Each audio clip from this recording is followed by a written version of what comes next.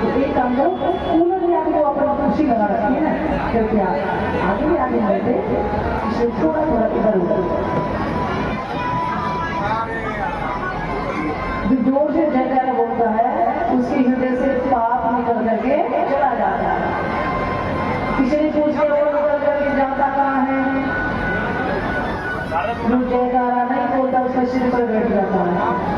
अब जिनको हृदय से पाप निकालने वो जयकारा बोलेंगे, और जिनको सिर पर बैठा तो हमारा चल जाता है।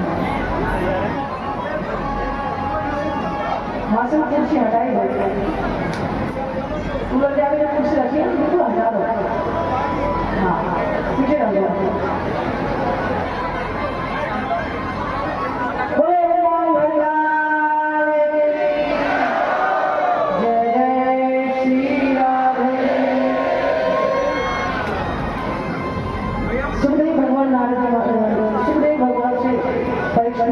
गुरु जी आपने अध्याय का विषय सुनाया, बड़ा आनंद आया। उन ब्रजवासियों को तो ऐसा भी महसूस नहीं हुआ कि हमारी पत्नी हमारे पास है, वो तो यही सोचते रहे कि हमारी पत्नी हमारे पास ही है। ये जो रास हुआ ये आत्मा और परमात्मा का मिलन ही आता है। सुखदेव भगवान के नारद जी महाराज देवताओं के यहाँ जाते हैं, वहाँ पे उनका स्वागत होता है, और राक्षसों के यहाँ जाते हैं, वहाँ पे उनका स्वागत होता है। किसी ने नारद जी महाराज से पूछ लिया, आप देवताओं के यहाँ जाते हैं, वहाँ पे आपका स्वागत होता है, राक्षसों के यहाँ जाते हैं, वहाँ पे आपका स्वागत होता है। नारद जी कहते हैं मेरा कोई स्वागत नहीं करता, मैं दिन रात उस परमात्मा का कीर्तन करता रहता हूँ, सब लोग उसी का स्वागत करते हैं, उसी का सम्मान करते हैं। देखो कोई किसी के शरीर को प्रणाम नहीं करता, सब अंतर हृदय में बैठे परमात्मा को भी प्रणाम करता है। एक बार नारद जी महाराज घूमते घूमते मथुरा आ गए, तो कंस महाराज ने नारद जी का बड़ा स्वागत किया, आओ नारद जी आप तो भूखे हुए पधारे। नारद जी ने कहा अरे राजा का क्या है? कंस महाराज ने कहा क्या हुआ?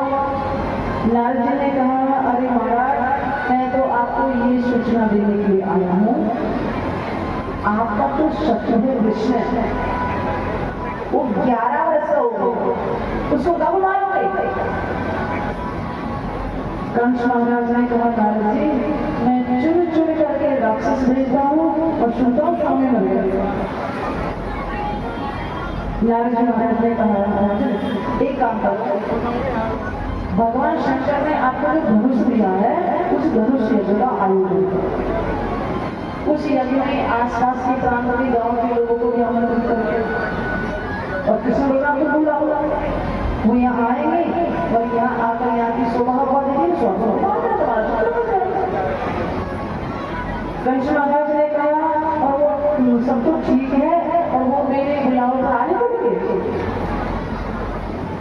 नारद जी ने कहा देखो राजा ये जो अक्रूर जी है ये कृष्ण के काम का ही होते हैं, आप अक्रूर जी को भेजो कृष्ण बलराम को भेजो।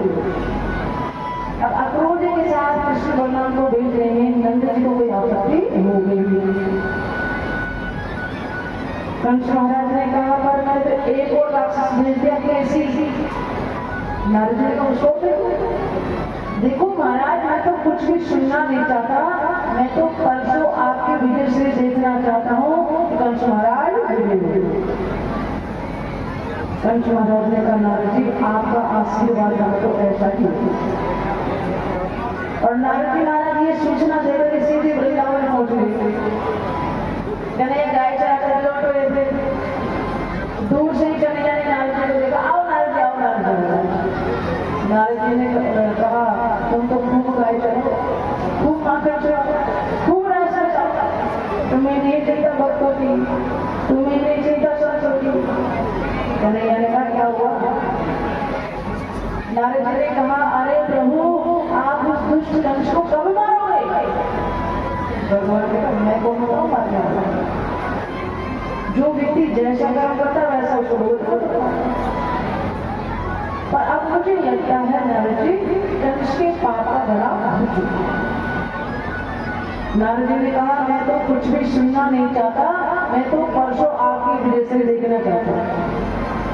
कन्हैया ने कहा वहाँ क्या क्या करके आए, वहाँ पर मेला ऐसा करके, यहाँ पर उसका ऐसा करके, और दोनों को डेट परसों की दे दी।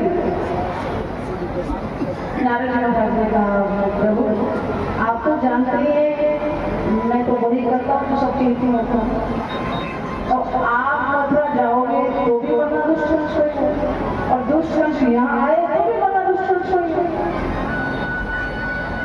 भगवान ने कहा नारद जी आपका आशीर्वाद रहा तो ऐसा ही। अब नारद जी ये सूचना देकर वहां से उधर रात को कंस महाराज ने अक्रूर जी को अपने पास बुलाया। अक्रूर जी ने कहा महाराज आपने मुझे याद क्यों किया? कंस ने कहा अरे अक्रूर तुम तो मुझे भूल गए। कंस महाराज ने कहा महाराज, अक्रूर जी ने कंस से कहा महाराज आपका भूल पाना असंभव है और आपने मुझे याद क्यों किया? कंस ने कहा अब अक्रूर जी आपको तो पता है वसुदेव ने मेरे साथ कितना बड़ा धोखा किया, कितना बड़ा छल किया है, अपने पुत्र को जन्म लेते ही गोकुल भेज दिया। जो बालिका मेरे हाथ से छूट करके आसमान में चली गई थी वो देवकी की नहीं यशोदा की। नंद जी के गोकुल में जो दो पुत्र हैं कृष्ण और बलराम, ये वसुदेव के। आप वृंदावन जाए और वृंदावन में नंद जी के यहाँ दो पुत्र हैं वसुदेव के, कृष्ण और बलराम, उन दोनों को लेकर के मथुरा। अक्रूर जी ने कहा महाराज मान लीजिए मैं कृष्ण बलराम को लेकर के मथुरा आ भी गया तो आप करोगे क्या? यानी करना क्या है, वो यहाँ आएगा और यहाँ आकर यहाँ की शोभाओं को देखेगा, अक्रूर जी ने कहा महाराज मनोरथ तो आपने बहुत ऊंचा किया और मौत से बचो, जिसका जन्म हो उसकी मृत्यु निश्चित है।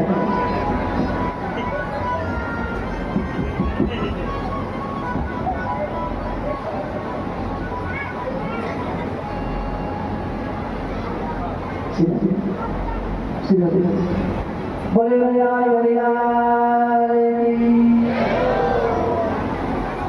अक्रूर जी ने कहा महाराज मौत से बचोगे, जिसका जन्म हो उसकी मृत्यु निश्चित है। ये मौत हमारे साथ ही जन्म लेकर के आती है और छाया की तरह हमारे साथ घूमती रहती है। जैसे छाया शरीर का साथ नहीं छोड़ती वैसे मौत भी जीव का साथ करेगी। जिसका जन्म हो उसकी मृत्यु निश्चित है। कंस ने कहा मैं तेरा उपदेश सुनना नहीं चाहता, तुम तो ये बताओ तुम जाओगे नहीं जाओगे? अक्रूर जी ने कहा बड़ा दुष्ट आदमी, नहीं जाऊंगा। सुबह हो गई, अक्रूर जी ने अपना रथ सजाया और जैसे अक्रूर जी रथ में बैठे अक्रूर जी विचित्र समाधि हो गई। आज भी कौन से जन्म का पुण्य उदय हुआ है, उस ब्रह्म का दर्शन मुझे होगा, उस योगेश्वर का दर्शन मैं करूंगा, उस निर्गुण निर्विशेष निर्विकार प्रभु का दर्शन मुझे होगा। मैं वहां जाऊंगा तो मुझे बाबा कहेगा, काका कहेगा, पता नहीं क्या क्या कहेगा। ये सोचते सोचते अक्रूर जी विचित्र समाधि हो गई। परिणाम क्या हुआ? मथुरा से वृंदावन पहुंचने में केवल 20 मिनट का समय लगता। अक्रूर जी ने सुबह 6 बजे सजाया, शाम को 6 बजे। घोड़े कहीं पानी पीने में मस्त हो रहे हैं, कहीं हरी हरी घास खाने में मस्त हो रहे हैं। शाम को 6 बजे अक्रूर जी वृंदावन पहुंचे। कृष्ण बलराम दोनों भैया गाय चढ़ा कर लौट रहे, तो बालिका में छोटे छोटे चरण चिन्ह बने हुए थे। उन चरण चिन्हों को देते अक्रूर जी रथ से नीचे और दंडवत प्रणाम करता आगे बढ़े। दूर से कृष्ण ने देखा, अरे हमारे काका जी आ रहे, काका जी आ रहे। अरे काका जी ने कुछ चरण छुआ। वैसे तो मन ही मन अक्रूर जी भगवान को प्रणाम करते। अक्रूर जी ने कहा कन्हैया मैं यहाँ क्यों आया हूँ ये बताने का विषय है। कन्हैया ने कहा मुझे काका जी हमें संभालो है, मामा जी ने हमको मारने के लिए बुलाया। बोले जय करें बड़ी कंजूसी बड़े कैसे बात है। देखो हमारे पंडाल में दलाल पूरा दावला दलाल पूरा इधर माँ 40 लोग बना रहे हैं। इनका वैष्णव से बहुत बहुत स्वागत होते रहे हैं। अपना अमूल्य समय निकाल कर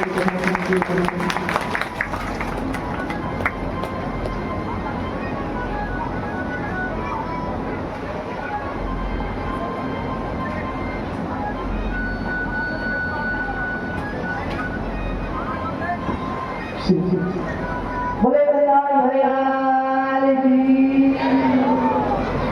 कन्हैया ने कहा काका जी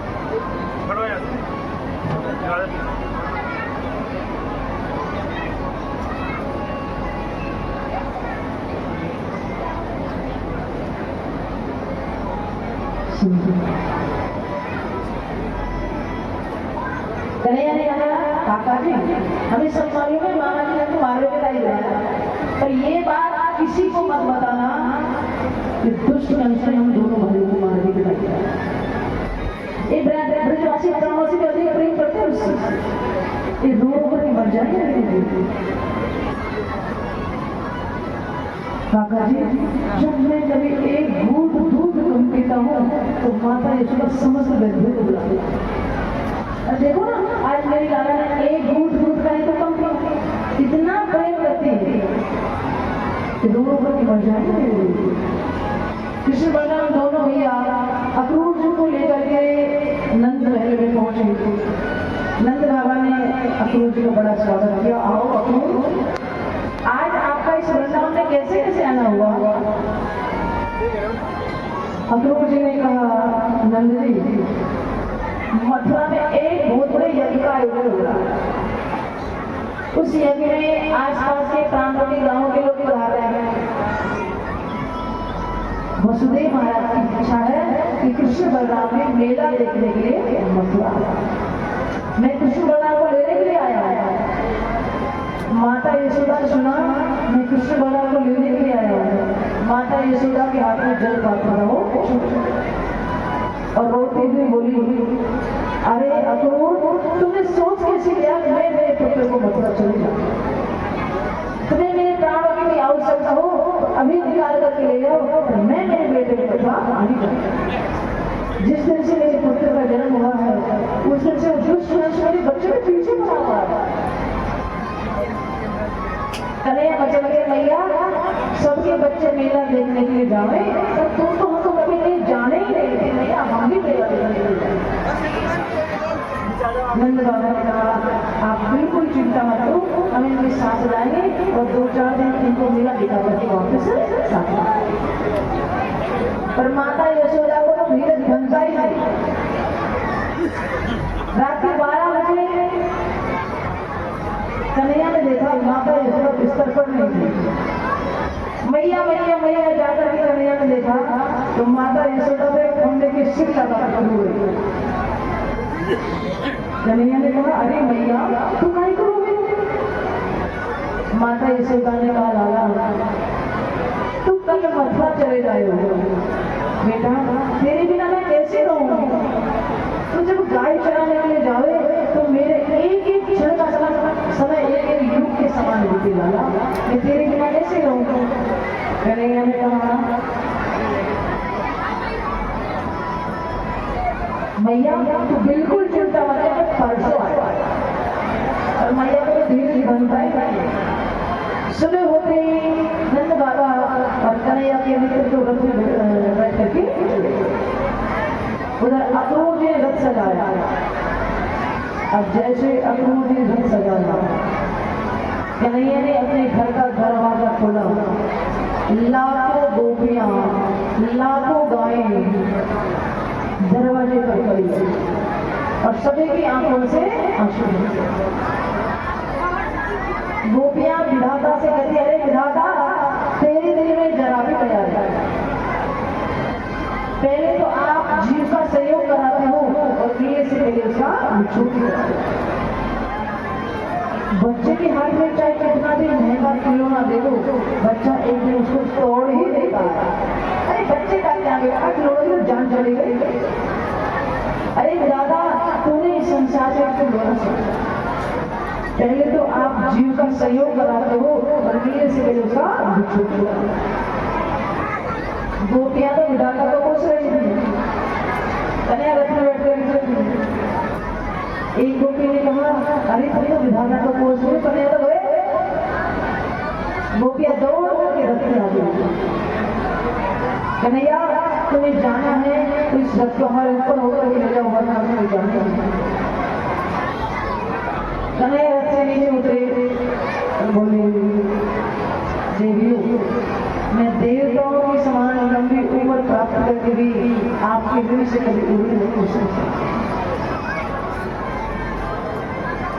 कन्हैया ने राधा रानी से कहा, किशोर जी, आप तो जानते ही हैं, जब तक मैं मथुरा नहीं जाऊंगा तो आगे की न्याय संपन्न कैसे होगा।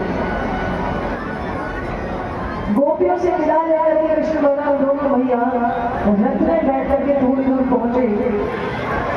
उधर महल में माता यशोदा की मूर्छा टूटी हुई। हम तो कभी भी देख सकते हैं, हमारा राज है। हाँ, हम कुछ भी कर सकते हैं, कभी ठंडाई दे, कभी चाय दे सकते हैं, कोई बात नहीं। बोले जय हो। महल में माता यशोदा की मूर्छा टूटी। माता यशोदा रथ के पीछे पीछे दौड़ पड़ी। अरे नहीं, रथ को रोको, अरे रथ को रोको। दूर से कृष्ण बलराम ने देखा माता यशोदा को रथ के पीछे पीछे दौड़ रही। दोनों गया दौड़ करके माता यशोदा ने लाला को अंदर और रोती भी बोली, अरे लाला, मेरा क्या अधिकार था मुझे तो आज पता चली है तू मेरे पुत्र नहीं, तू तो पर लाला, तुम मथुरा जा रहे हो, वहां सोचे को माता यशोदा तुमने निष्ठुर एक मटकी फोड़ देंगे, मात्र मुझे ऊपर से बांध। लाला, ये बात कभी भी याद करना कि मैया ने कन्हैया ने, मैया, मैं दुनिया की सभी बातों को भुला सकता हूँ और तुम्हारे प्रेम को नहीं भुला सकता। और दोनों भैया कृष्ण बलराम माता यशोदा से विदा लेकर मथुरा के प्रस्थान हो गए।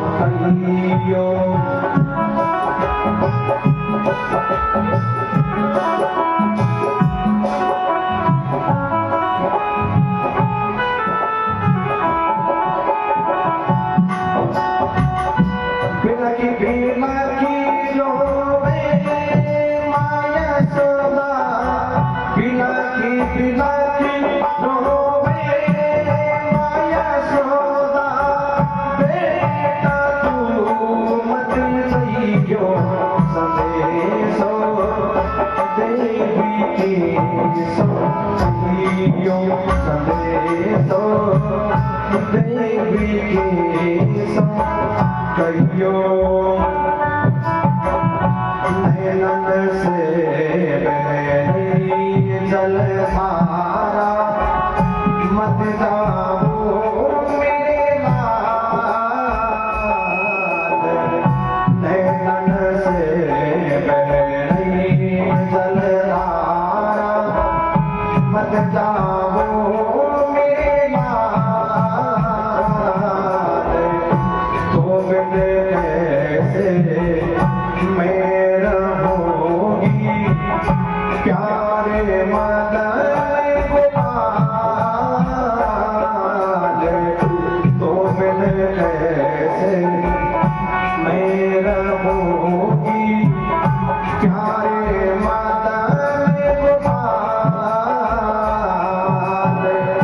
रथ के आगे मैं सोऊंगी रथ के आगे मैं सोऊंगी पैया चढ़ा ले जइयो संदेशो देवी की सो कहियो संदेशो देवी की सो कहियो अरे बिलकी रोवे माया सोना बिलकी रोवे माया सोना बेटा तू मत जियो संदेशो देवी की सो कहियो संदेशो देवी की सो कहियो बाल बाल सब ठाणे रोवे रोवे बिरजी की नारे बाल बाल सब ठाणे रोवे रोवे बिरजी की नारे स्वामी वियोग में गिरिधरन में मच गई हाहाकार स्वामी वियोग में गिरिधरन में मच गई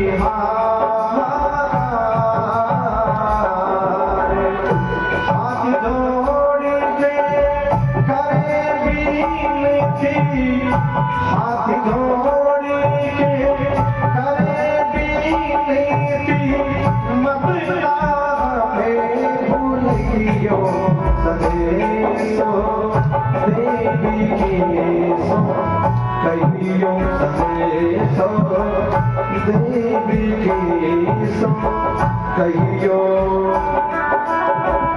गोकुल सोना बागे सोना सोना यमुना तीरे गोकुल सोना बागे सोना सोना यमुना तीरे ब्रज की सारी गलियां सोनी कौन बधावे धीरे ब्रज की सारी गलियां सोनी कौन बधावे धीरे हाथ में लेके शाम कटारी हाथ में लेके शाम कटारी चीर करे जातियो संदेशो देवी की सो कहियो संदेशो देवी की सो कहियो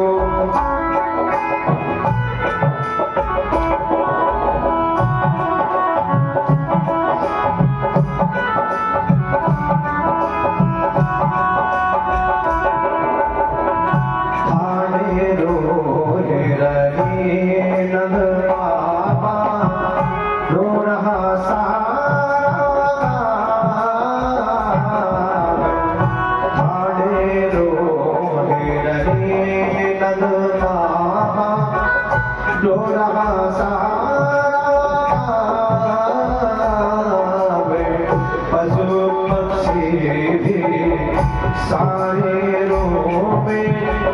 रोवे वृक्ष तमाम,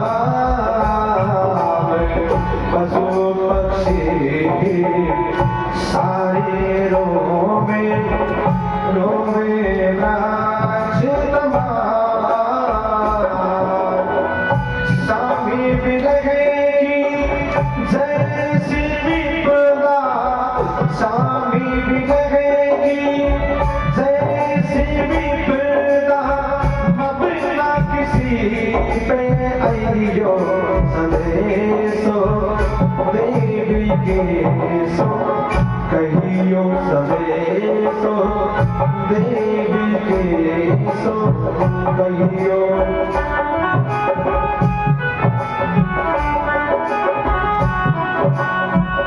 जो नहीं मानो के सावरिया, यशोदा यो समझार।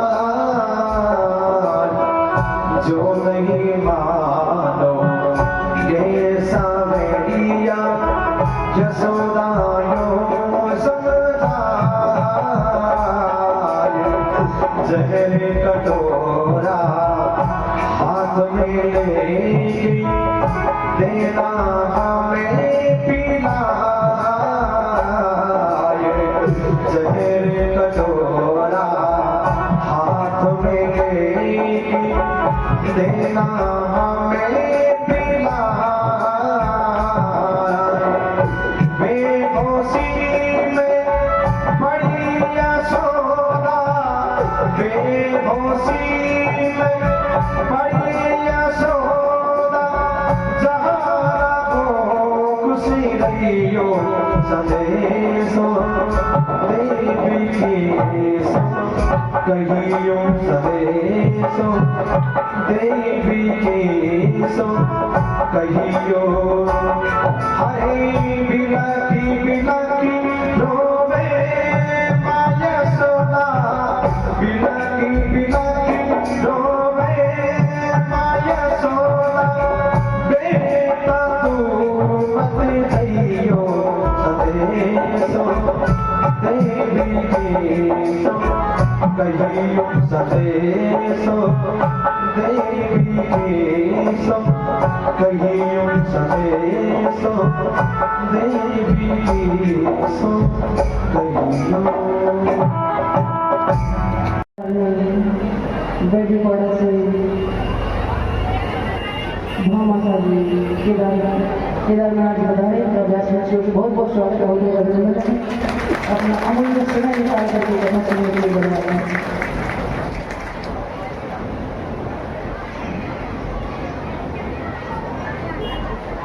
दोनों भैया कृष्ण बलराम व्रत में बैठ करके मथुरा के बचपन में, अब तो अक्रूर जी को लगा कि मैं अच्छा नहीं किया, ये सब देश कम कर पूरा ब्रजमंडल रो रहा है। नहीं ब्रजवासियों के हृदय से प्राणों को निकाल करके ले रहा। थोड़ी दूर पहुंचते ही कन्हैया ने कहा, काका जी बड़ी जोर से भूख लग रही है, कुछ खाने के टाइम नहीं हो। अक्रूर जी ने मन में सोचा हो गया था, देखो घर से निकले समय नहीं आया, भूख लग गई और वहां जाते ही युद्ध छिड़ गया, तो ना जाने कितने दिनों तक भोज नहीं करते। एक काम करता हूँ, यमुना जी में स्नान करके कुछ फल तोड़ करके इनको खिला करके वापस करता हूँ, छोड़ जाऊंगा और जाकर के कंस महाराज बोल दो भैया मेरा किसी का बच्चा नहीं ला सकता। अब अक्रूर जी ने जैसे ही यमुना जी में डुबकी लगाई, तो जो कन्हैया रथ में बैठा वही यमुना जी के जल में शेष नाश कर सकते। ऊपर देखे तो वही, अंदर देखे तो वही, अंदर ही अंदर स्थिति करे। नमस्ते वासुदेवाय नमः कृष्णाय प्रद्युम्नाय अनिरुद्धाय साधवे पदे नमः। देखो अंदर मन ही मन स्तुति कर रहे हैं। निर्विकार निर्विशेष निर्गुण प्रभु का दर्शन करने के लिए बड़े बड़े देवता तरसते हैं। आज मुझे उस ब्रह्म का दर्शन हो गया, उस योगेश्वर का दर्शन हो गया। ना जाने आज कहीं कौन से जन्म का पुण्य उदय हुआ है, उस ब्रह्म का दर्शन दर्शन मुझे। अब तो अक्रूर जी को पक्का विश्वास हो गया कि दुष्ट कंस का बाल रहा।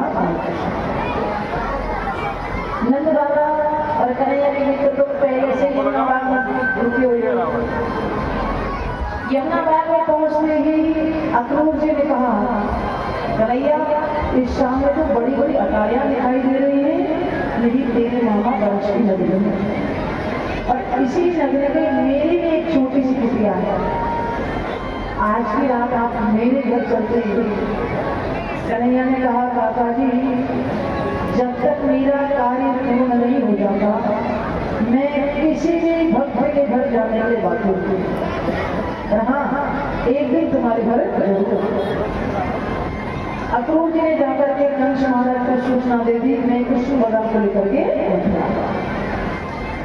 कंस महाराज ने बड़ी भारी व्यवस्था कर रखी, बड़े बड़े मल पहलवान तैयारियां रखे, हाथी खड़े, देखो द्वार पर कोई नाम का हाथी खड़ा कर रखा है, और पूरे मथुरा नगर में ये निर्देश दे रखा है कि कोई भी रास्ते में आकर के कृष्ण भगवान का स्वागत नहीं, और जो कृष्ण भगवान का स्वागत करेगा उसको मृत्यु दंड दिया जाएगा। कन्हैया ने नंद बाबा से कहा, बाबा इन नगरी दूर से लगने में बड़ी सुंदर दिखाई दे रही है, हमारी इच्छा होती है हमें इस नगरी को जरा घूम करके। आवाज नहीं आ रही? नंद बाबा ने कहा, हाँ बेटा ये कंस महाराज की नगरी है। कन्हैया ने कहा, बाबा हम किसी से कुछ भी नहीं कहेंगे, इस नगरी को देख करके वापस आ जाए। नंद बाबा ने बलराम से कहा, बलराम तू इसका हाथ पकड़ करके रखना। बलराम ने कहा, बाबा आप बिल्कुल चिंता मत करो, इसका हाथ पकड़ करके रखना। अब मथुरा की माताएं तो ना जाने कितने दिन से इंतजार कर रही थी, तब वो भी हमारी गली में आई और तब उसका दर्शन। अब रास्ते में आकर के तो स्वागत कर नहीं सकते, क्योंकि कंस ने ये निर्देश दे रखा है कि कोई भी रास्ते में आकर के कृष्ण भगवान का स्वागत नहीं करेगा, और जो स्वागत करेगा उसको मृत्यु दंड भी रहेगा। तो अपनी अपनी अटारी से भूल बरसा जब कन्हैया अपने मित्रों के साथ मथुरा की गलियों में घूमने के लिए गए तो मथुरा की माताएं अपनी अपनी अटारी से भूल बरसा। मथुरा की माताएं कहती हैं, अरे दुष्ट रास्ते में आकर के स्वागत नहीं करने दिया तो क्या, हम तो हमारी अटारी से फूल बरस।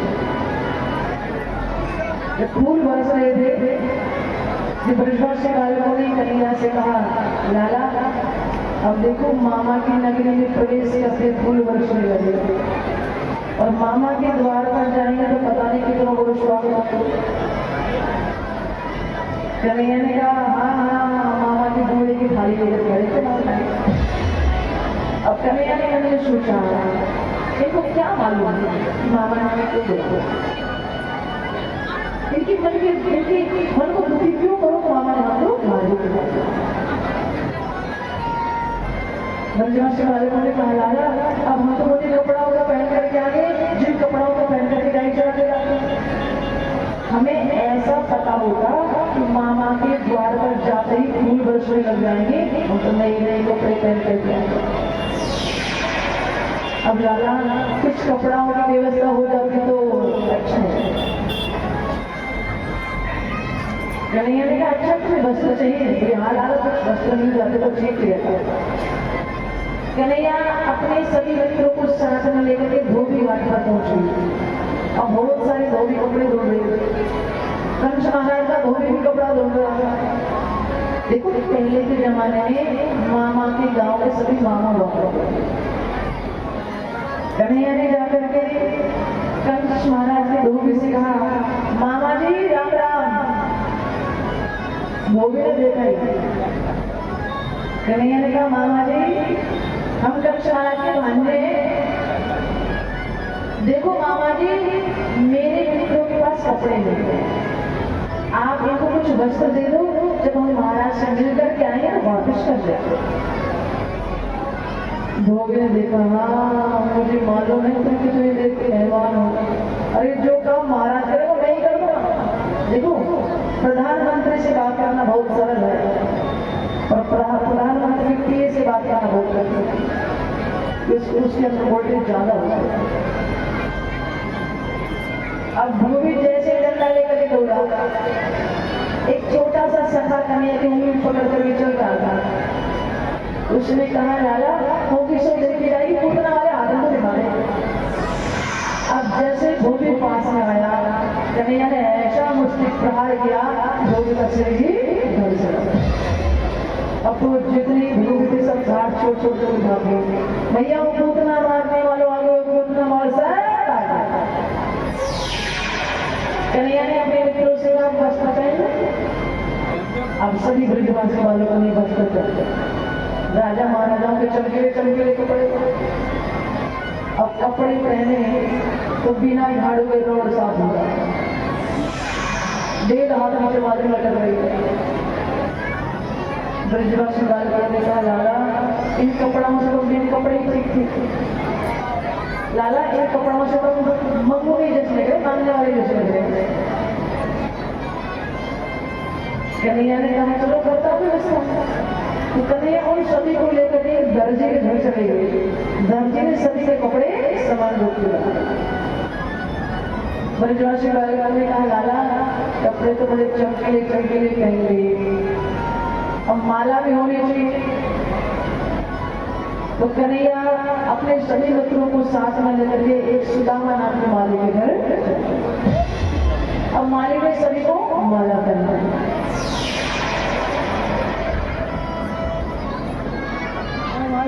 अब ये कंस महाराज का सेवक है और कन्हैया का भक्त। ब्रजवासी बालकों ने कहा लाला कपड़े भी अच्छे पहन ले, माला भी पहन ले, चंदन की होनी चाहिए। देखो जो पक्की ब्रजवासी होती है उनकी पूरी मस्तक पर चंदन लगा हुआ है, और चंदन लगाने के कई फायदे हैं। चंदन सिर पर लगाने से मस्तक ठंडा रहता है, जल्दी से व्यक्ति को क्रोध नहीं आता।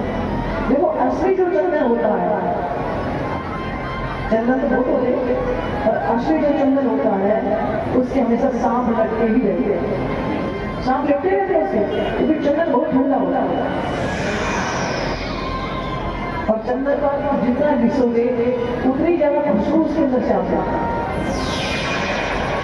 अब बाजार में आजकल तो लकड़ी मिलती है, बालक छोड़ के चंदन मिल जाता है, लाए नहीं लाए, कोई बात नहीं। असली चंदन आप लोगे, असली चंदन अगर लोगे तो 100 ग्राम चंदन 2000 रुपये पड़ेगा, लकड़ी का कितना सही है 100 ग्राम। आवाज नहीं आ रही, बोलो मंदे भैया इधर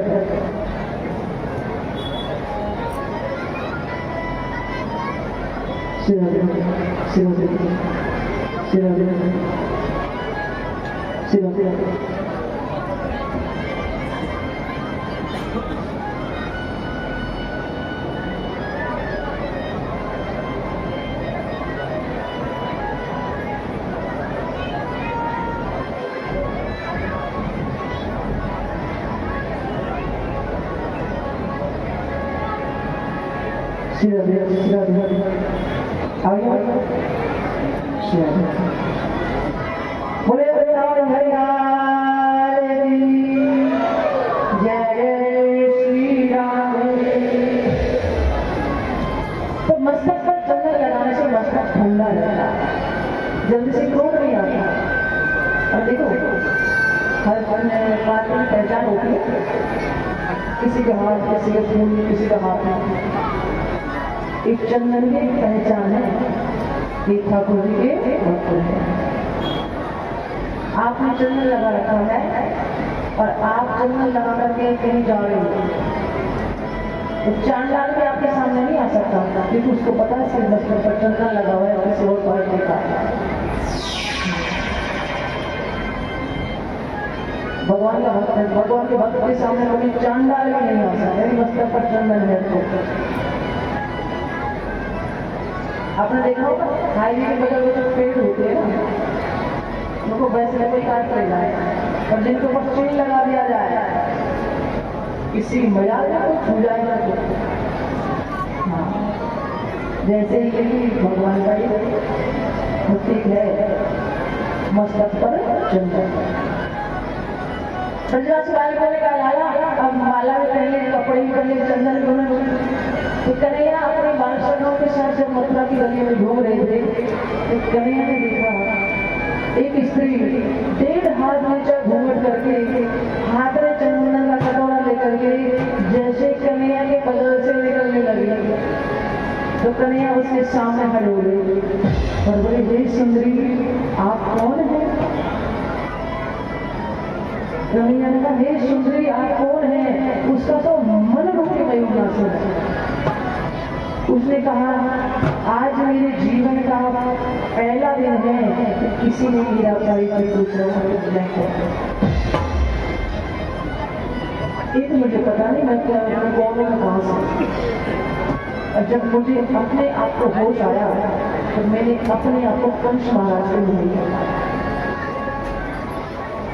संसार में समाज में सत्य कहलाने वाले लोगों से बात नहीं। मेरा नाम तो सहजरी है और मुझसे सहजरी को नहीं बोलता।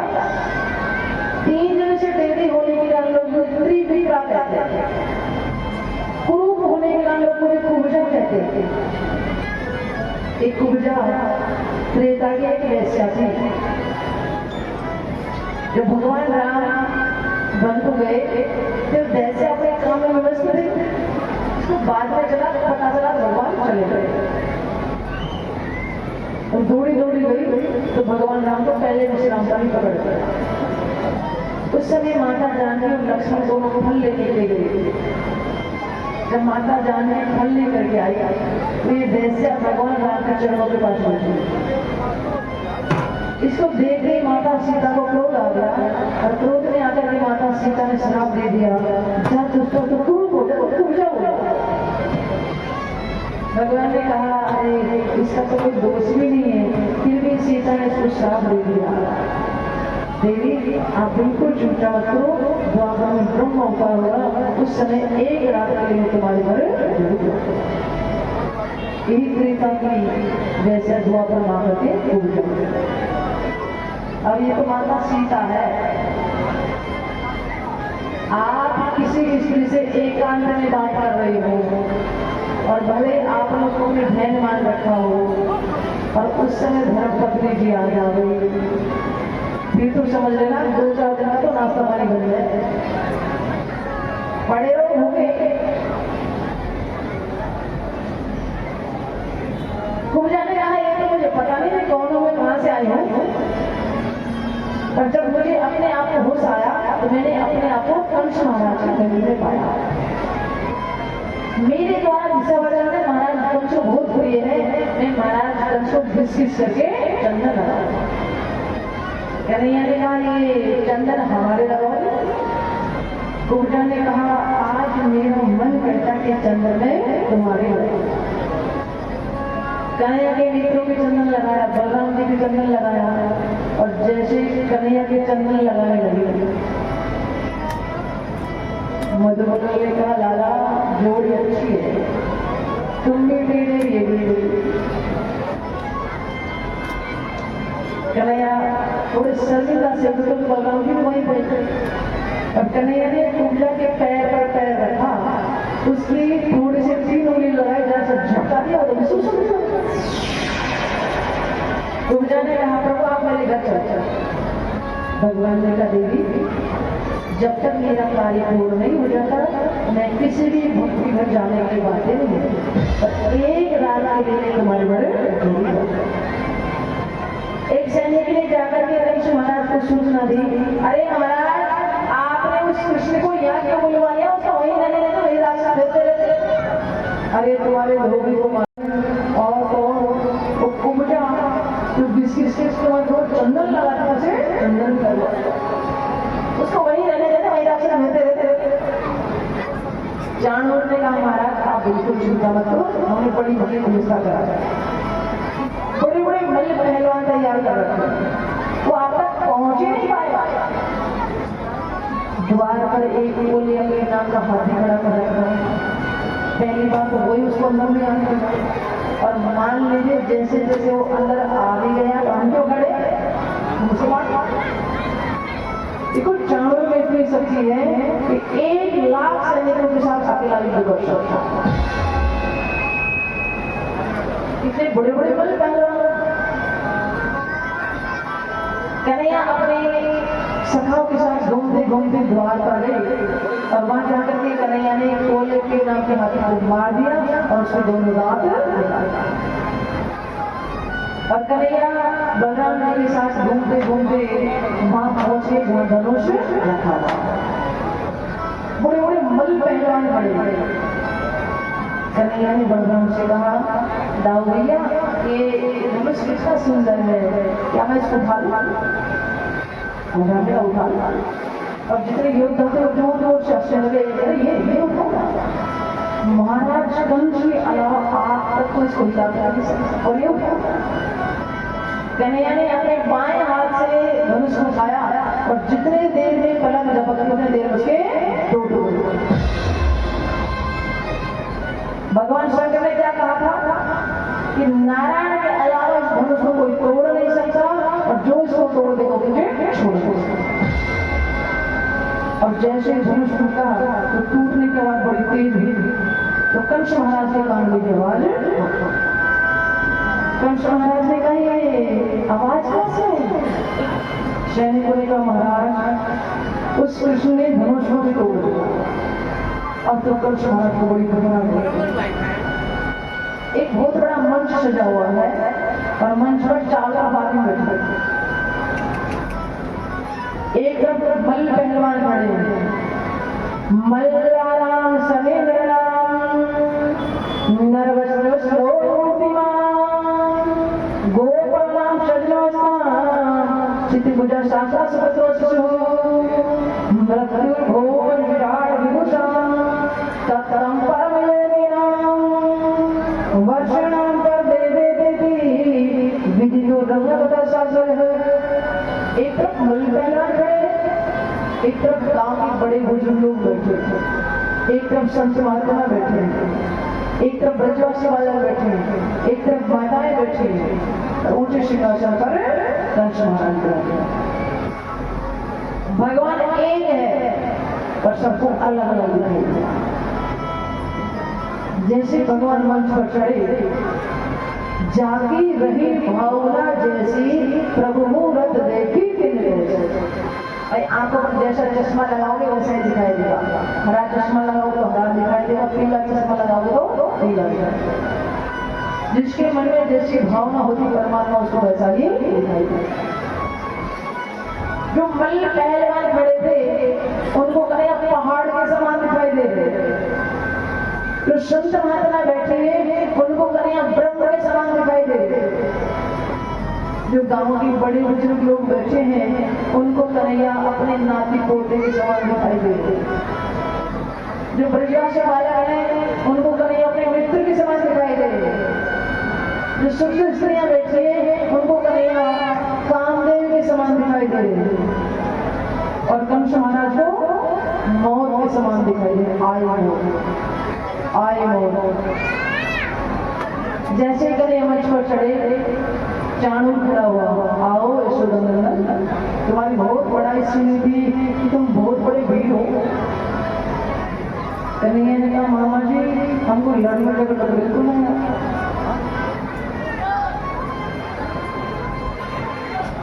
चाणूर ने कहा हमने इतने बड़े बड़े राक्षस भेजे आपकी सम्मान। कन्हैया ने कहा मामा जी आपकी सौगंध खाकर कह रहे हैं आपने जितने भी राक्षस भेजे सब मरे मराए। हमने तो केवल यमला जी भेजे। अच्छा हमारे सामने बालक बन दो उनसे युद्ध करोगे तब पता चलेगा। कन्हैया कहती मामा जी मैं सत्य कहता हूँ मुझे लड़ने दो बिल्कुल। देखो जब तक कन्हैया वृंदावन में रहा कन्हैया ने सन्यासियों जैसा जीवन व्यतीत किया। जब तक कन्हैया वृंदावन में रहा कन्हैया ने पैरों के पादों का नहीं पहना। माता यशोदा कहती लाला तू पैरों में पादुका क्यों नहीं पहने? तो कन्हैया कहते भैया जब हमारे गाय पादुका नहीं पहनते थे कैसे पहनते? कन्हैया पादुका क्यों नहीं पहनते थे? क्योंकि उसके जो मित्र थे वो नितांत गरीब परिवारों के मालूम थे। कन्हैया मन में सोचते मैं पादुका पहन करके जाऊंगा तो ये सोचे कि बड़ा बात करेगा। तो जब तक वृंदावन में रहा पैरों में पादुका नहीं पहने, जब तक कन्हैया वृंदावन में रहा सिर पर मुकुट धारण नहीं किया, केवल मोर पंख पहन ली। और जब तक कन्हैया वृंदावन में रहा कन्हैया ने सिले हुए वस्त्र नहीं पहने, केवल काली कमरे में। और जब तक कन्हैया वृंदावन में रहा कन्हैया ने अपने सिर के बाल नहीं कटवाए। और जब तक कन्हैया वृंदावन में रहा हाथों में अस्त्र शस्त्र नहीं हुए। जितने भी राक्षस आए किसी को उठा कर फेंक दिया, किसी को धक्का देकर पटक दिया और हाथों में अस्त्र शस्त्र नहीं। कन्हैया कहते मामा जी हम सबसे कहते हैं को लड़ना लड़ना बिल्कुल नहीं। अभी चाणूर एक कंस महाराज का सेनापति है, इसके हाथ में पहाड़ भी आ जाए तो उसको चुरमुर कर देता है, इतनी शक्ति।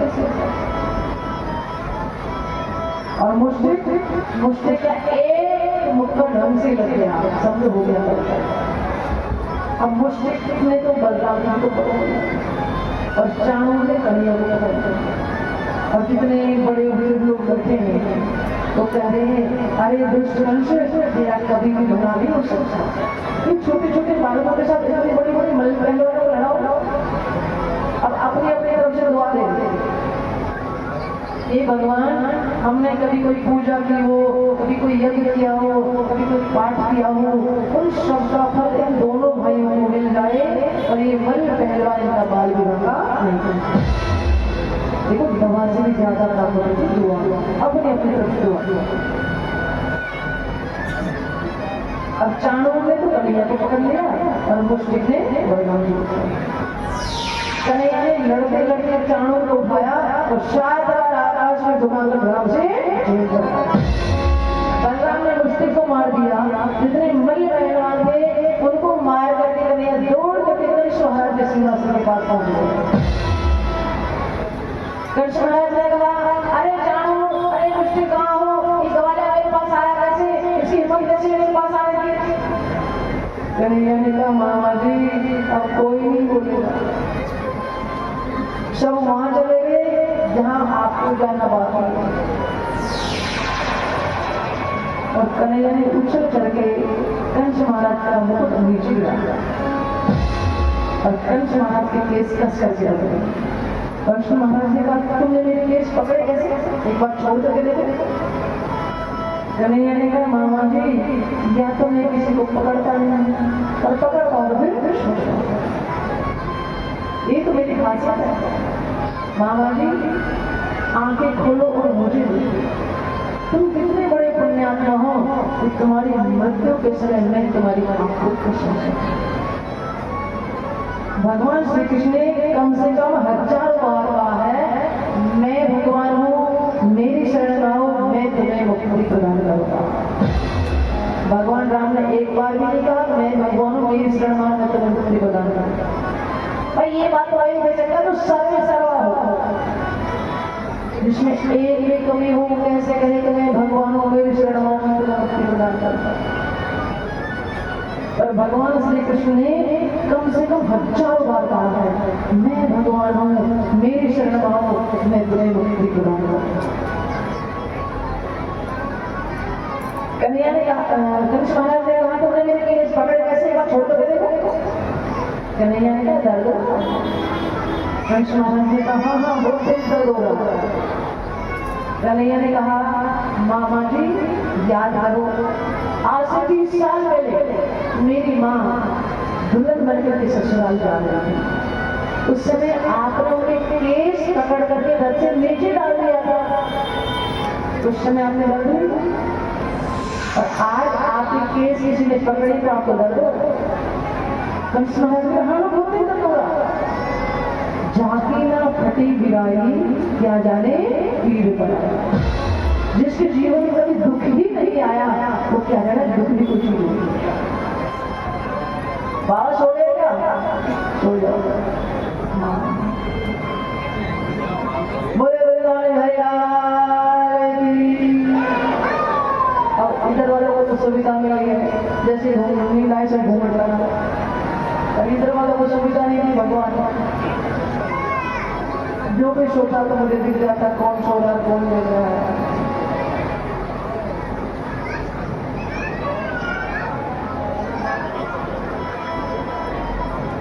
कन्हैया ने और कंस महाराज ने मल्ल युद्ध छेड़ा। लड़ते लड़ते कन्हैया ने कंस महाराज को उठाया और 7 बार आकाश में घुमाकर नाम से फिर भी कंस महाराज मारा गया। तो कन्हैया ने अपना चतुर्भुज रूप कंस महाराज को दिखाया। उस चतुर्भुज रूप को देखते देखते कंस महाराज ने अपने कंठ होते शरीर का परिवर्तन किया। देखो कंस महाराज ने तो बैठ करके भजन नहीं किया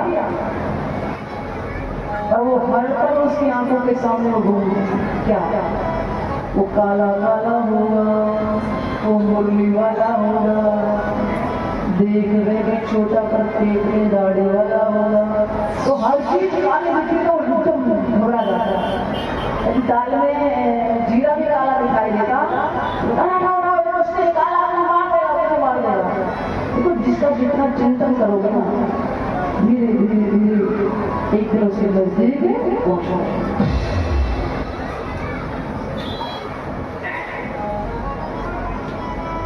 कन्हैया ने कंस महाराज को उद्धार कर दिया।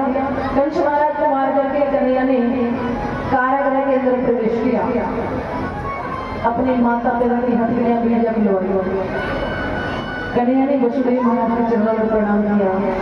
पिताजी मैं आपका कितना दुष्ट बालक हूँ, आपके जीवन में कितना संकट आया और मैं आपकी सहायता के लिए जीवन में कभी कोई दुख आ जाएगा तो इस कथा को याद रखिए। भगवान सर्वे सर्वते सब कुछ कर सकते थे फिर भी अपने माता पिता को जीवन से नहीं निकाल सकते। हम छोटी सी बात पर घबरा जाते हैं, इतनी पूजा करते थे, पाठ करते थे, जाप करते थे, फिर भी कुछ मिला ही नहीं, कुछ दिया ही नहीं। हम इतना भजन करते फिर भी दुख क्यों मिलता? हमारे कर्म है। भगवान चाहते तो अपने माता पिता को जेल से बाहर निकाल सकते थे पर नहीं, जब तक कर्मों का भुगतान नहीं होगा तब तक उस बंधन से नहीं छूट सकते। वसुदेव महाराज ने कहा लाला आपने तो वो काम किया कि कोई कर नहीं सकता। दुष्ट कंस ने मथुरा के लोगों की हंसी को छीन लिया था, वो हंसी आपका वापस बचा जाए। अपनी माता पिता की हथकड़ियां बेटियां बुलाई, उग्रसेन महाराज को जेल से निकाला और उग्रसेन महाराज को राजसिंहासन पर विराजमान किया। जो ब्रजवासी बालक आए थे उन्होंने आकर के कन्हैया से कहा लाला अब कंस महाराज मर गया, अब चले वृंदावन। अनुमान लगाओ उस पिता पर क्या गुजरी होगी जिस पिता ने कन्हैया को उंगली पकड़ करके चलना सिखाया। और बच्चों पर क्या गुजरी होगी जो दिन रात कन्हैया के साथ चलते थे। कन्हैया ने दूर मना कर दिया, आप लोग जाइए मैं आने का अभ्यास करो। ब्रजवासी बालकों ने कहा लाला तुम क्यों नहीं चले वृंदावन? क्या हमसे कोई गलती हो गई? लाला तूने मैया से कहा था कि मैं परसों आ जाऊंगा। लाला तेरी भी होगी तो माता यशोदा रो रो करके मर जाएगी, क्यों नहीं चले वृंदावन? हमसे कोई गलती हो गई? कन्हैया ने कहा कुछ परिस्थितियां ऐसी होती हैं जिनके होते हुए मैं चाहता कि तुम्हारे साथ वापस वृंदावन नहीं चल सकता और आप लोग जाइए कि आने का प्रयास करें।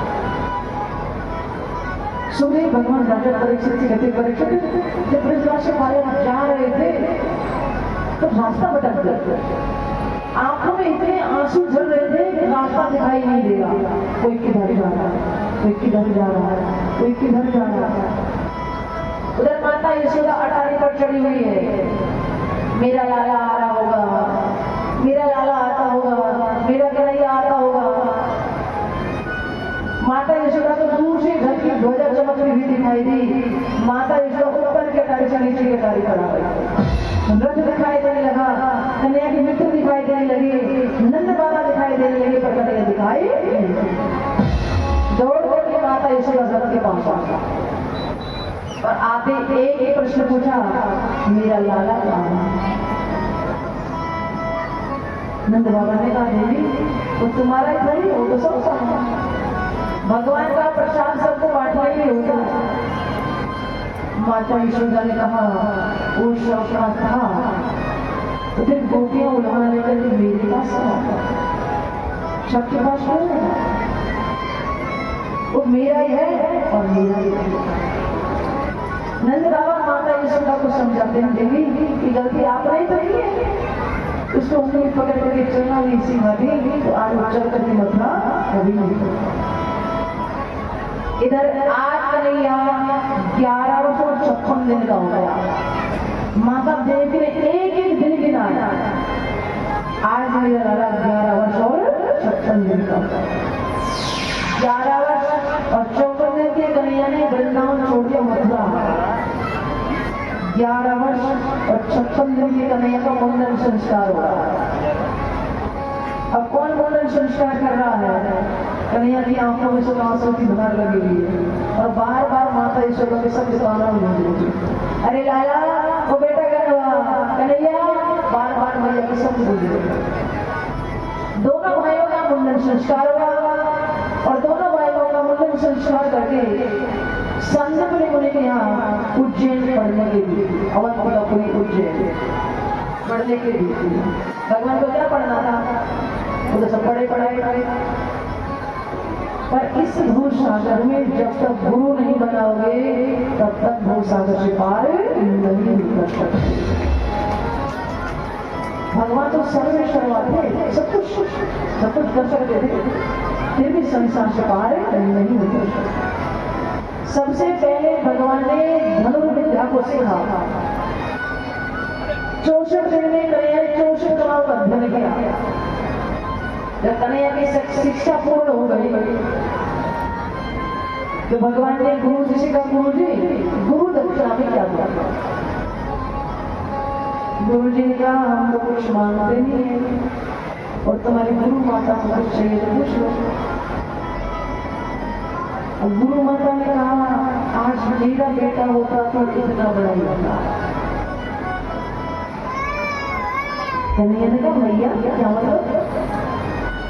गुरु माता ने कहा, मेरे एक बेटा था, वो समुद्र के किनारे घूमने के लिए गया था, सुनते समुद्र में राक्षस रहता है, उसने मेरे पुत्र को खा लिया। अब तो सबसे पहले धनुर्विद्या को सिखाया। दोनों भाइयों ने धनुष बाण उठाया और समुद्र के किनारे पहुंचे। अब जैसे भगवान समुद्र के किनारे पहुंचे तो समुद्र प्रकट हो गया। प्रभु आपने आने का कष्ट क्यों किया, मुझे बुलवा लिया होता। भगवान ने कहा, आपके अंदर हमारे गुरु जी का पुत्र है। समुद्र ने कहा, प्रभु मेरे अंदर तुम्हारे गुरु जी का पुत्र है। हाँ, मेरे अंदर एक राक्षस जरूर है, यदि उसने तुम्हारे गुरु जी का पुत्र खा लिया तो मुझे पता है। अब कन्हैया ने समुद्र में प्रवेश किया, वहां जाकर के राक्षस को मार दिया। गुरु जी को पुत्र तो मिला नहीं, 5 दिन नाम का संघ का, इस संघ ही राक्षस था, इस संघ ही राक्षस था। एक बार गोलोक धाम में पूरी सभा रची हुई थी। उस सभा के बीच में इस 5 जन के संघ ने कहा कि भगवान सबसे ज्यादा प्रेम मुझसे करता है। इस ने कहा, आप कैसे करते? इसने कहा, जब भी भगवान को कोई शुभ कार्य करना होता है,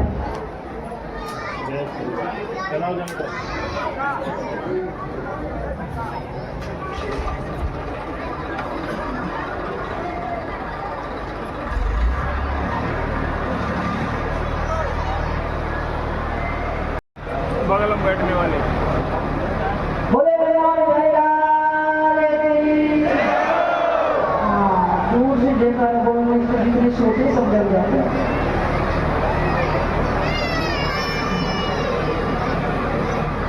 वो निंदा देवी जरूर गड़बड़ करती है कथा में, जरूर आपको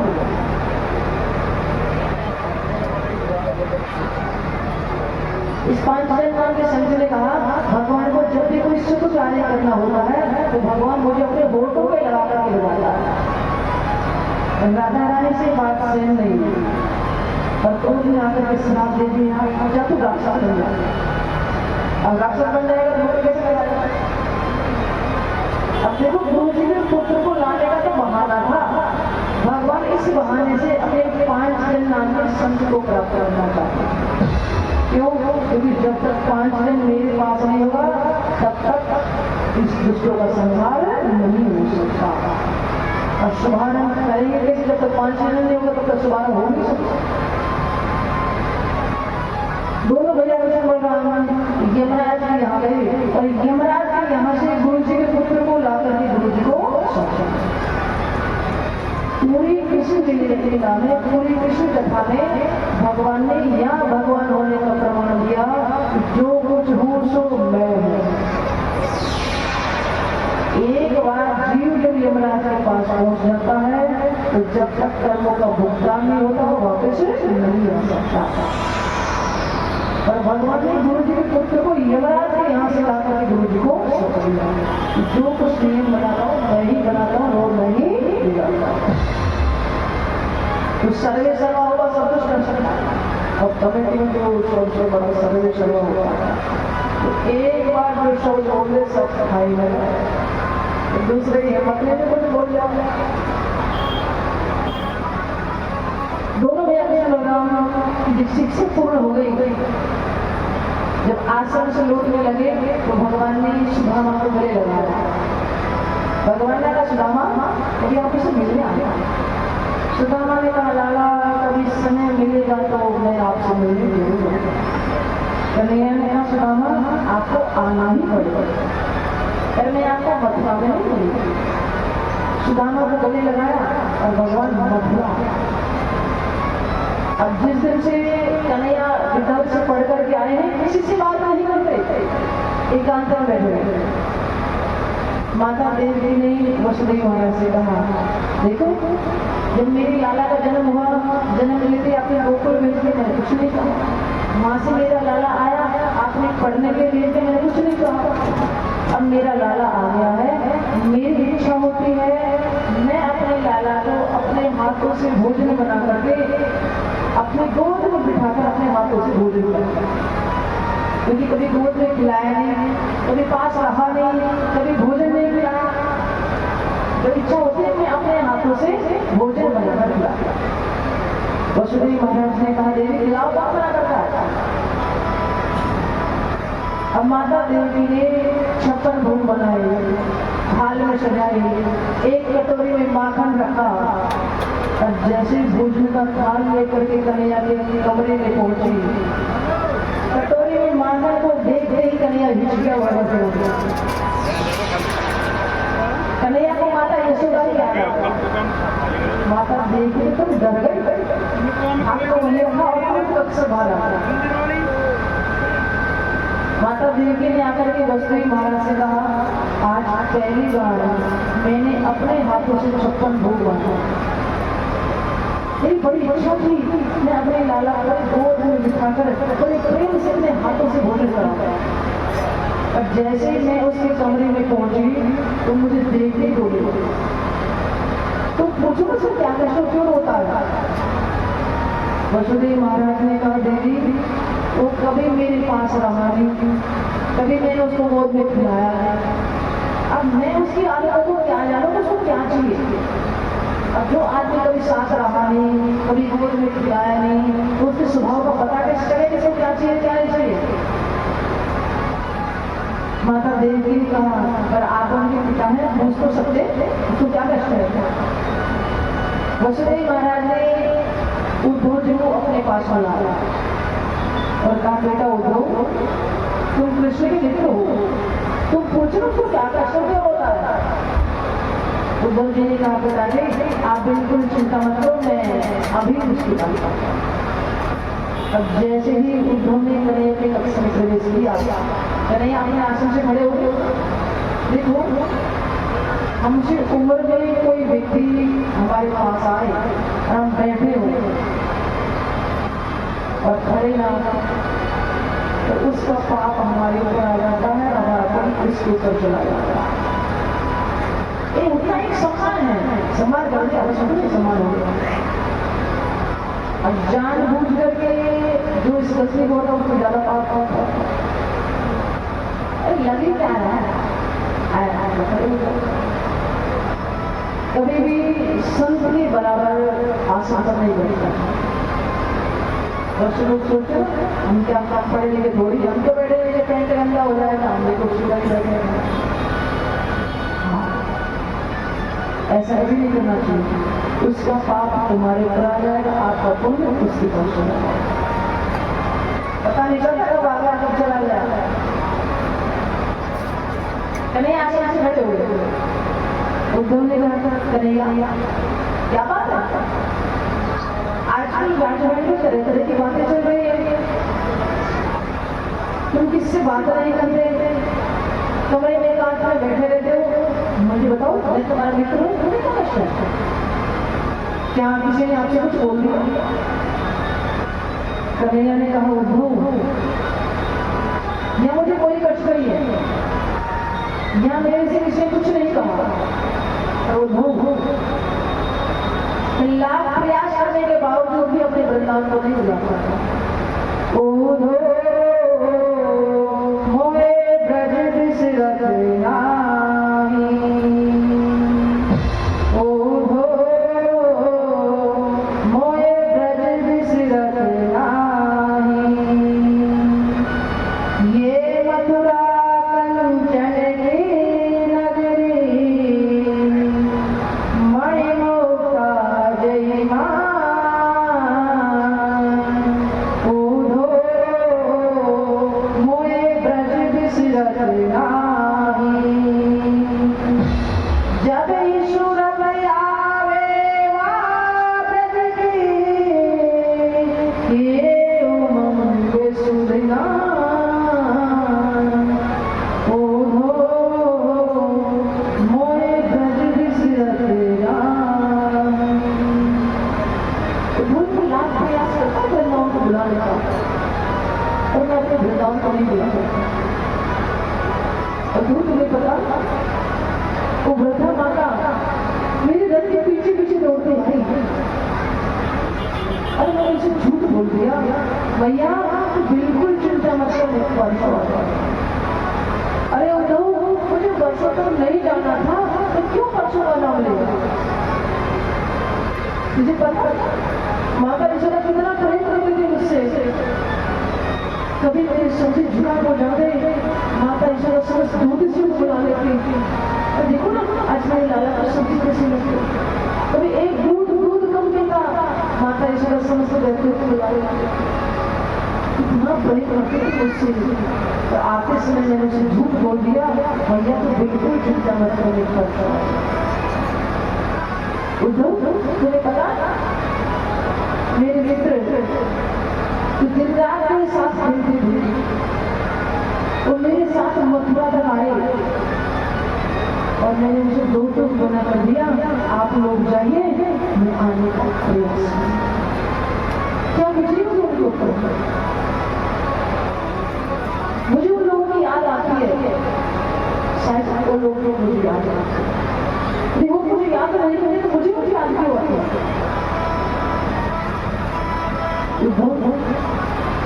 तुम एक बार वृंदावन जाओ, वहाँ माता यशोदानंद बाबा, किशोरी राधा रानी, गोपियाँ और मेरे मित्रों से कहना कि कन्हैया को बहुत याद है। उद्धव ने कहा बारे कन्हैया याद आ रही तुझे और संदेश लेकर जाऊँ मैं? अरे मैं बृहस्पति से मेरे वेदांतों में बोलता हूँ, वो गंवार मेरी भाषा को क्या समझेंगे? कन्हैया ने कहा उद्धव जरा सरल भाषा में कहने का प्रयास करना, शायद उन लोगों को आपकी भाषा समझ में आए। उद्धव मेरा मोर पंख पहन करके जाओ, मेरे काले कमरे ओढ़ करके जाओ, क्योंकि ब्रजवासी तो उसी से बात करते हैं जिसका संबंध केवल कन्हैया से। उद्धव ने कहा कन्हैया आप कहते हो तो मैं वृंदावन जाऊंगा, पर आपका संदेश सुनाया और 1 घंटे से अधिक में वृंदावन नहीं रहूंगा, वापस मथुरा जाऊंगा।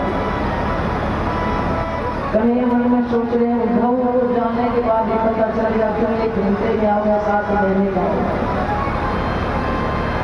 उद्धव जिन गोपियों ने ब्रह्म को उंगलियों पर नचा दिया उनको भगवान समझता है। उद्धव कन्हैया ने आप भैया जाओ तो सही, हो जाने के बाद ही पता चलेगा। सुबह होते ही उद्धव ने रथ सजाया, कन्हैया को गोद बंद पहना, काली कमरिया हो रही।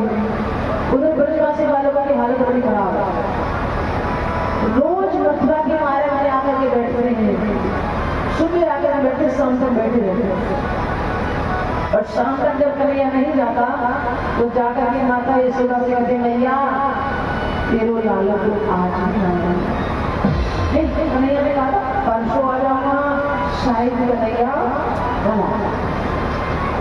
लाखों गोपियां एक दिन बैठी।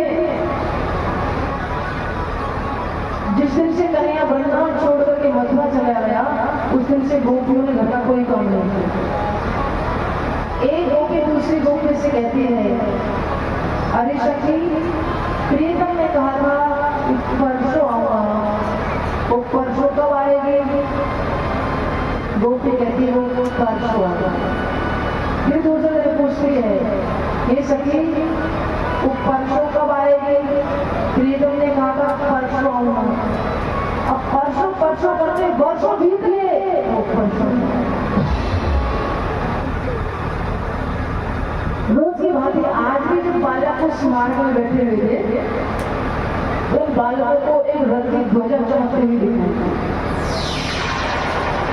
बालक दौड़ पड़े, हमारा लाला आ गया, हमारा कन्हैया आ गया, हमारा कन्हैया आ गया। एक बालक झाड़ी के नीचे छुप गया, दूसरे ने कहा तू क्यों नहीं चल रहा? सब लोग दौड़ रहे हैं। उसने कहा कोई आएगा और मेरे चरण पकड़ेगा, कान पकड़ करके माफी मांगेगा और कहेगा कि दोबारा कभी छोड़ कर नहीं जाऊंगा तो बात करूंगा। जब सब दौड़ रहे थे उससे भी नहीं आ गया, वो भी दौड़ने लगा। दूसरे ने कहा तू क्यों दौड़ रहा है? तो कह रहा था चरण पकड़ेगा और माफी मांगेगा। उसने कहा पहले गले तो नहीं हूँ, दौड़ करके आया, बात में उठूंगा। अब बच्चे दौड़ करके रथ के पास पहुंचे। उद्धव जी रथ से नीचे उतरे, जय श्री कृष्ण, मैं उद्धव मथुरा से। आपको यहाँ पर विचार करना कन्हैया नहीं मुझे तो आपको बहुत ध्यान रखो। बालक एकदम मौन और तुम्हारे कन्हैया वर्षों में याद भी आए तो मित्र को भी दिया। उद्धव ने कहा आप कोई अन्यथा विचार मत करना, कन्हैया ने मुझे भेजा है, मुझे माता यशोदा से मिलना है, गोपियों से मिलना है, राधाराम से मिलना है। ब्रजवासी बालकों ने कहा उद्धव जिस दिन से कन्हैया वृंदावन छोड़ करके गया है उस दिन से माता यशोदा के महल का रास्ता कोई नहीं पूछा। बाबा नींद आ रही है क्या? हाँ सो जाओ, हमें भी नींद आ जाएगी मदद करके।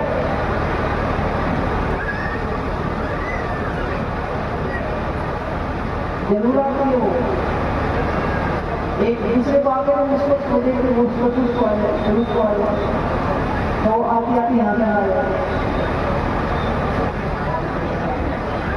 अब महाराज तो रोज सोते हैं, महाराज का काम है सोना, रात का भजन करते हैं, दिन में सो लेते हैं, और वो दिखाई नहीं देते, शायद सामने आपको दिख जाते हैं। ब्रजवासी बालकों ने कहा उद्धव जिस दिन से कन्हैया वृंदावन छोड़ करके मथुरा गया है उस दिन से माता यशोदा के महल का रास्ता कोई नहीं पूछता। क्यों? क्योंकि उसके महल का रास्ता सीधा हुआ। तो इस सामने जो झरना दिखाई दे रहा है ये कोई झरना नहीं है, ये कोई पानी नहीं है। लाखों गाय, लाखों गोपियां, माता यशोदा, नंद बाबा कन्हैया के वियोग में रुदन कर रहे हैं, उन्हीं की आंखों से आंसू झरना बन करके उद्धव जहाँ इस पानी का उद्गम है वही माता यशोदा का आगमन है। अब झरने के किनारे किनारे उद्धव जी महाराज जब माता यशोदा के महल के सामने पहुंचे, ब्रजवासी बालकों ने कहा उद्धव जरा जोर से बोलो, जिस दिन से कन्हैया वृंदावन छोड़ करके गया है रोते रोते माता यशोदा की आंखों की ज्योति कमजोर हो गई, कानों की श्रवण शक्ति कमजोर हो गई, कोई भोजन की थाली रख देता है तो 10 मिनट पड़ी रहती है देखते हुए।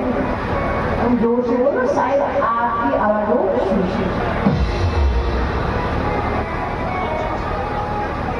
उद्धव जी ने माता यशोदा के महल में प्रवेश किया तो उद्धव जी की ज्ञानी पहले सिद्धि माता यशोदा के महल के कोने कोने से जय श्री कृष्ण जय श्री कृष्ण जय श्री कृष्ण जय श्री कृष्ण की आवाज आ रही। उद्धव जी ने जाकर के माता यशोदा के चरणों में प्रणाम किया, मैं उद्धव मथुरा से माता यशोदा तुम्हारे चरणों में प्रणाम करता हूँ। और जैसे उद्धव ने जोर से कहा सोई माता यशोदा के हाथ से मारा। बोले हरे लाल जय हो। हमारी कथा पंडाल में खड़गपुर से भागवत जी की पूर्व विद्वान करा रहे हैं, उनका व्याख्यान से बहुत बहुत स्वागत है, बहुत बहुत अभिनंदन। अपना अमूल्य समय निकाल कर कथा सुनने के लिए बना रहे हैं। माता यशोदा ने कहा धीरे बोलो। बुद्ध ने कहा क्यों? माता यशोदा ने कहा अरे मेरी लाला कहीं बहुत अच्छी, बड़ी मुश्किल से सुलाया है ना, ये भगवान सुबह से बड़ा परेशान करा, कभी मांगन मांगे, कभी चंदा मांगे, कभी भोग मांगे, सुबह से बड़ा परेशान करा, बड़ी मुश्किल से सुलाया।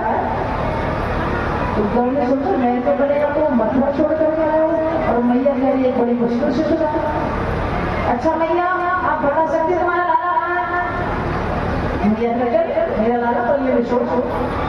अब जैसे ही उद्धव जी माता यशोदा उद्धव जी के साथ उठकर के पलने के पास पहुंची, पलने को खाली निकाल आराम से जमीन पर लिया। अरे उद्धव मैं कितनी मूर्ख हूँ, वर्षों बीत गए, मेरा लाला मुझे छोड़कर के चला। पर उद्धव ये वही पलना है जिसमें मेरा लाला सोता था और मैं पलना भिगाया। उद्धव ये वही चौक है जिसमें मैंने मेरे लाला को बेदर की रोटी पर माखन रख करके दिया। मेरा लाला इस चौक में बेदर की रोटी के साथ माखन पा ही रहा था, उसी समय एक कौवा मेरे लाला की रोटी को लेकर के आसमान में, मेरा लाला इस चौक में बचल गया। उससे कहने लगा भैया भले मुझे टोपा से युद्ध क्यों नहीं करना पड़े, मैं मेरी उसी रोटी को लेकर उद्धव ये वही रसोई है जिसके द्वार पर बैठ करके मेरा लाला मुझसे कहने लगा भैया तू इतनी सारी सामग्री बना रही है, इसमें से एक पकौड़ी मुझे। मैं कितनी निष्ठुर थी, मेरे लाला ने पकौड़ी मुझे। उद्धव एक बार मेरे लाला ने मटकी फोड़ दी और मटकी फोड़ने के खातिर मैंने मेरे लाला को उखल से बांध दिया था, शायद इसीलिए मेरा लाला मुझे दिखता। उद्धव जी माता यशोदा और नंद बाबा को समझाते हैं बाबा जिस ब्रह्म को आप अपना बालक समझते हो उस ब्रह्म का एकांत में बैठ करके भजन करो। उस ब्रह्म के शरीर नहीं होता, उस ब्रह्म के हाथ पैर नहीं होते, उस ब्रह्म का एकांत में बैठ करके। नंद बाबा ने कहा उद्धव तुम तो बृहस्पति के शिष्य हो, वेद वेदांत में बोलते हो, पर मैं तो गवार अनपढ़ कुछ नहीं जानता। उद्धव किसी व्यक्ति को बहुत तेज प्यास लग रही हो, गला सूख रहा हो, प्राण निकलने जा रहे हो और उससे कहो कि इतने चिंता क्यों करते हो? पानी तुम्हारे भीतर भी है और हमारे लिए। ये जो शरीर बना हुआ 5 तत्वों से बना हुआ, तो पानी हमारे अंदर भी है और हमारे लिए। इतनी चिंता क्यों करते हो? पानी तुम्हारे भीतर भी और बाहर भी है। पर प्यासे व्यक्ति को पानी का उपदेश देने से तो उसकी प्यास कभी नहीं बुझ सकती। उसकी प्यास तो जब ही बुझ सकती है जब उसे पानी पिला दिया। उद्धव, तुम कितना भी ब्रह्म का उपदेश करो, मुझे तुम्हारी ब्रह्म की भाषा समझ में नहीं आती। मैं तो इतना जानता हूँ कन्हैया मेरा है, और जब तक मेरा लाला मेरे पास नहीं आता मेरी प्यास नहीं बुझती। रात में बैठ करके नंद बाबा, माता यशोदा और उद्धव जी ने वार्ता हुई। सुबह होते ही उद्धव जी ने माता यशोदा के चरणों में प्रणाम किया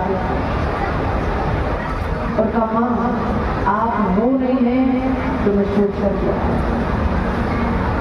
बनेपुरा से कमोद में नकल आ रहे हैं, इनका संस्कृत से बहुत बहुत स्वागत है। ताली बजाने में कहीं शो कर दो, नाचाने का मुझे नहीं है। और फिर बात तैयार हो गया।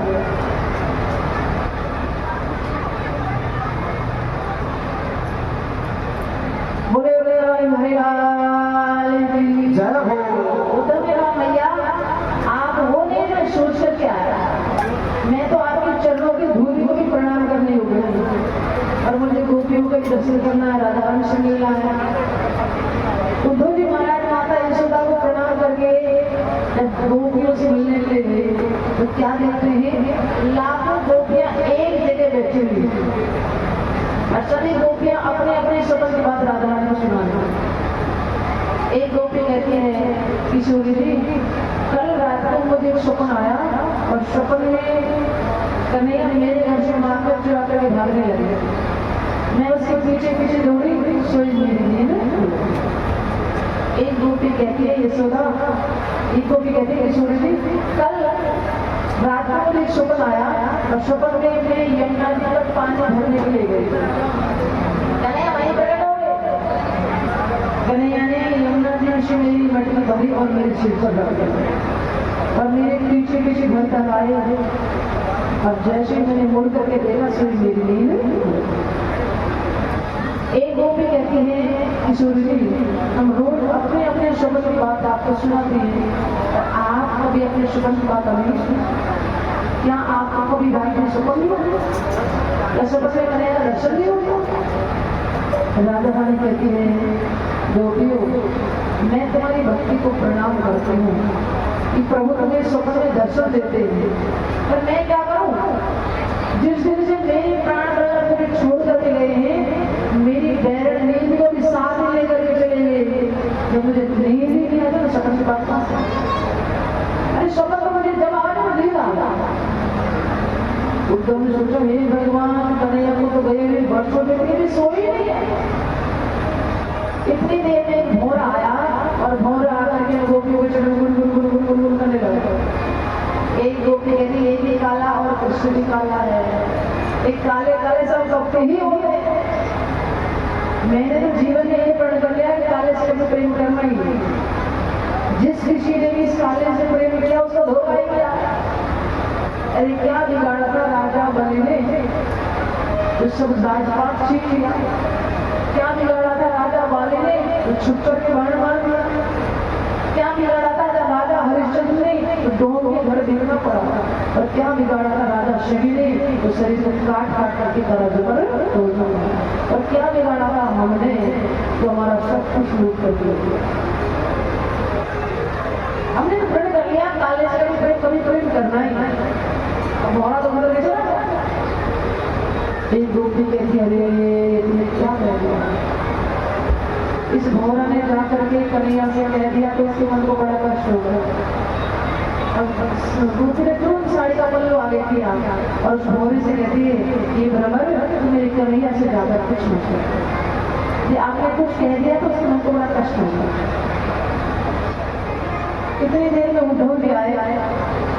उद्धव ने कहा जैसे कृष्ण मैं उद्धव मथुरा से देवियों, आप जिस ब्रह्म को अपना प्रियतम समझते हो, उस ब्रह्म के शरीर नहीं होता, उस ब्रह्म के हाथ पैर नहीं होते, उस ब्रह्म का एकांत में बैठ करके भजन करो।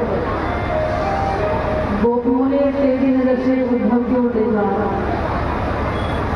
और कहते उद्धव क्या कहते हैं, उस ब्रह्म के हाथ नहीं होते, ये हाथ ही नहीं होते तो माखन की मट्टी में से माखन निकाल करके खाया कैसे?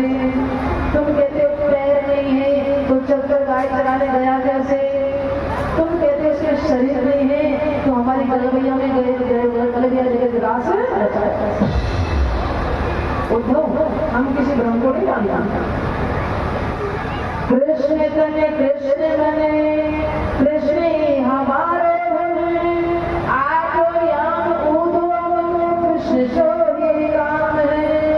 हमारा नंद केवल कृष्ण। उद्धव, हमारे पास एक मन था, उसको गले चला करके ले गए। हम मन को 10-20 तो है, दूसरा मन होता तो तुम्हारे ब्रह्म में भी मन लगा। ओहो मन न भये जस बीस, एक उद्योग गयो श्याम सने, को दे ओहो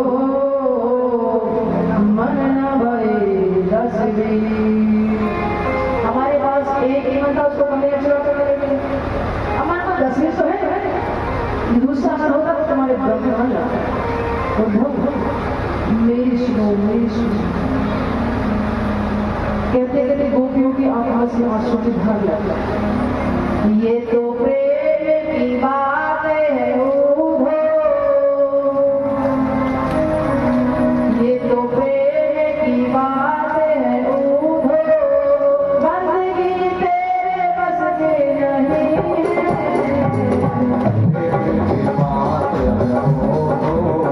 बंदगी तेरे बस की नहीं है। ये तो प्रेम की बात है उद्धव, बंदगी तेरे बस की नहीं है। तो प्रेम की बात है वो तो, बंदगी तेरे बस की नहीं है।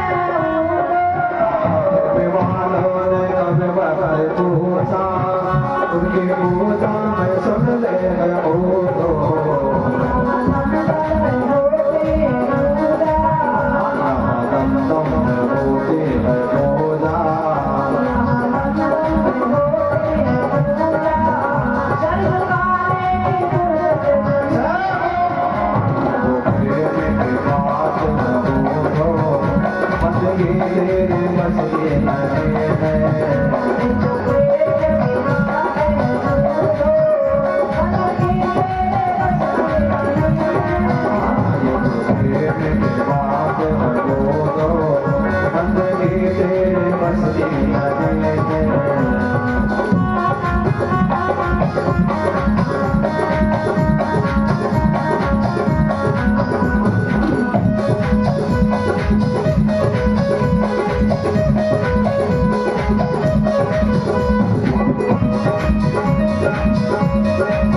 Thank